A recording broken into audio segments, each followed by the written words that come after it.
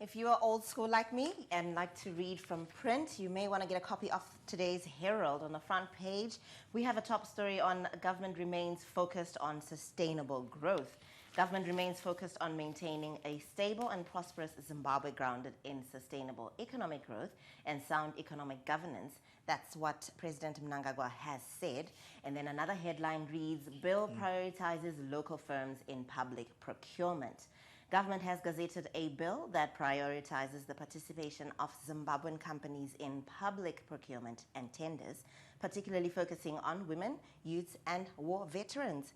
And there's a funeral and burial today. National Hero Mushore burial is today. President Mnangagwa will today preside over the burial of National Hero Comrade Luke Mushore, a revered figure who fought in the liberation struggle and is a former member of parliament for Mzarabani South constituency. Taking a look at the back page. Now here's something that everybody is talking about. Chaminuka defends decision to walk off pitch. This is something that you read about in the sports segment today. But after walking off the pitch, protesting a penalty awarded to FC Platinum, Dynamos looks set to lose 3 points on a 3-0 scoreline and attract a fine that will further compromise their financial position. As a result of that action, the match was abandoned at Mandava yesterday when the scores were 1-1. There's Caps United bounce back, and we've also got Moore's invincibility crumbles at Baobab, Gibbo massacre, and then Boso Gamecocks share spoils. Simbabora pinned down Yada, all in the Herald this morning. Well, interesting decision. Chaminuka defending that walking out, and these comes with financial penalties. And Dynamos, to my understanding, they're in financial doldrums at the moment. So let's take a look at the front page of the H Metro. This is one of our papers that we really love so much. And you can see the headline, Illegal Cemetery Rukodzi is back in business. And 2 years ago, Rukodzi Parish Cemetery was shut down after authorities ruled that it was an illegal business which was being run on state land without an approval. Now the cemetery is back in business along Seke Road, opposite Robert Gabriel Mugabe International Airport. It appears what was just changed is the name from Rukodzi Parish to Rukodzi Parish.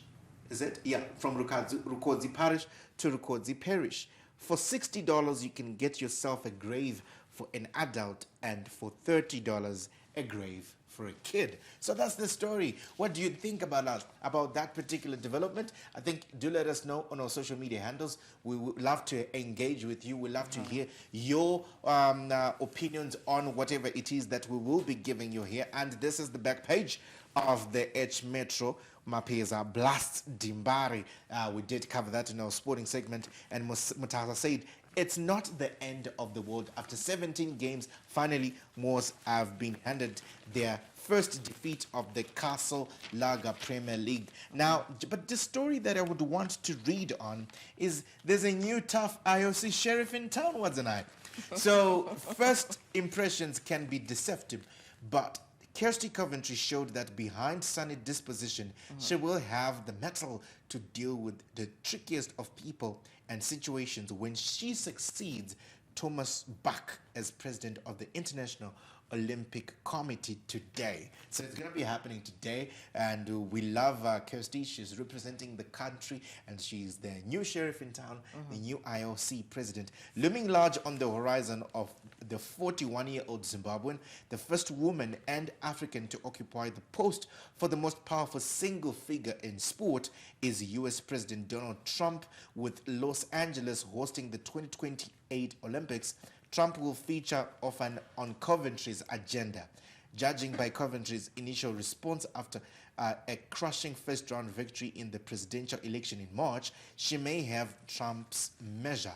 I've been dealing with, let's say, difficult men in high positions since I was 20 years old, she said, adding to the communication will be key. So, well, she has what it takes. It looks like she's very well prepared for the job, and we are confident that Kirsty Coventry will do well and will continue to make Zimbabwe shine as she does well in a new appointment. I mean, yeah, she's the new sheriff in town in terms of world sport. That's the biggest position that you can ever attain. So we say, once again, we say congratulations to sport. And this is, once again, motivation for women that they can do it. I mean, Kirsty is doing it. She's, you know, breaking the shackles and doing what needs to be done. So well done to Kirsty Coventry. And this is a motivation for women. On Wednesday, we do always celebrate women right here on this beautiful show, Woman Wednesday. But that's our praise highlights.